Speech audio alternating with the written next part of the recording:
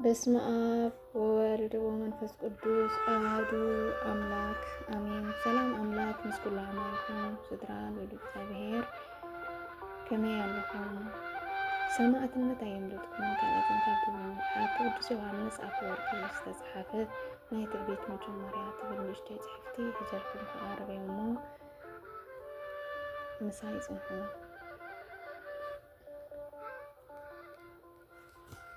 ናይ ትዕቢት መጀመርያ ሳጥናኤል ካብ ቀደም ክብሩ ዘወረዶ ዲያብሎስ ዝኾነ እዚ ህዝቢ ንቅዱሳን መላእክቲ ማለት እዩ ፈጣሪኡ ሲኢኑ ተጨንቁ ኣሎ። ስለዚ ኣነ ፈጣሪኩም ብምባል ፈጣርነት ኣብ ኢደይ ክሕዝ ኢሉ ብምዕባዩ እዩ።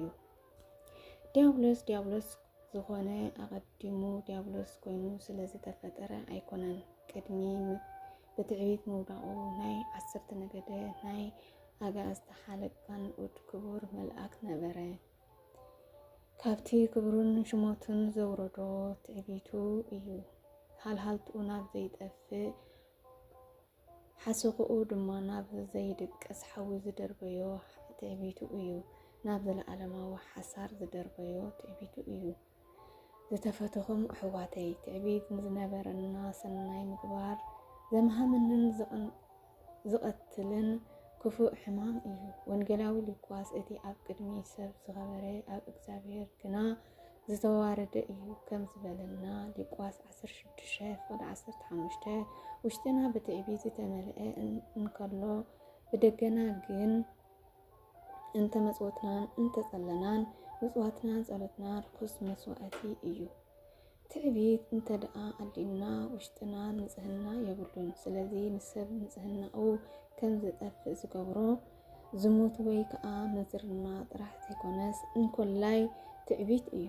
እረ ካብ ዝሙትን መዝርና ንላዕሊ ንዓና ዘርክሰናስ ትዕቢት እዩ። ብከመይ ትብለኒ እንተኮንካ ዋላ ሓደ እኳ ዝሙት ንስሓ እንተዘይኣቲኻሉ ስርየት ሓጢአት ዘይብሉ እንተኾነ ብዝሙት ዝረሰሐ ሰብ ንስሓ ንምእታው ቀረባ እዩ። ብትዕቢት ዝሓመመ ሰብ ግን ከምዚ ናይ ዘማዊ ዝበለ ዓቕሚ ኣይረክብን እዩ። ስለዚ ትዕቢት ኣዝዩ ሓደገኛ ዝኾነ ሕማም ነፍሲ እዩ እናበልኩ እነግረካ ኣለኹ። ካብ ትዕቢተኛ ሰብ ንላዕሊ ጎስቋላ ሰብ መን ኣሎ?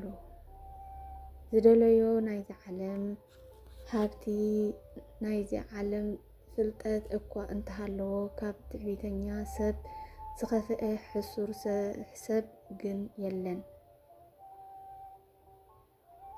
ኣብ ናይ ንግስና ወንበር እንተ ተቐመጠ ሰባት ኣዝዮም እንተ ኣኽበርዎ ካብዚ ሰብ እዚ ንላዕሊ ክቡር ዝተዋረደን ዝሓሰረን ሰብ የለን ኢለ ብሓቂ እነግረካ ኣለኹ።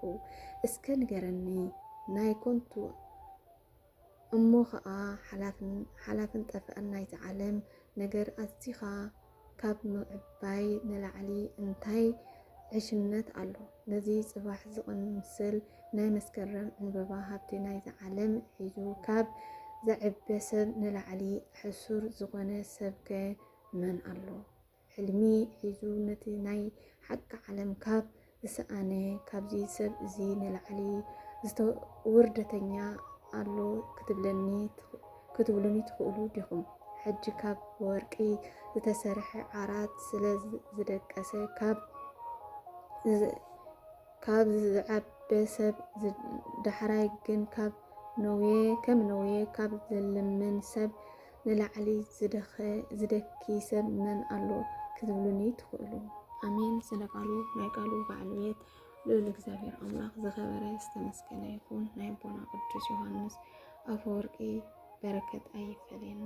አሜን። ወስብሐት ለእግዚአብሔር ወለወላዲቱ ድንግል ወለመስቀሉ ክቡር አሜን።